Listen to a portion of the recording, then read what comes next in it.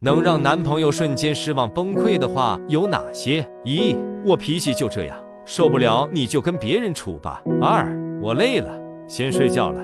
三，你凭什么管我？四，我凭什么要因为你而改变我自己？五，有心者不用教，无心者教不会，什么都要我说，那还不如不谈呢。六，我和他就是朋友，要是有事早就有事了。七，动不动就说分手，快艾特他来看看吧。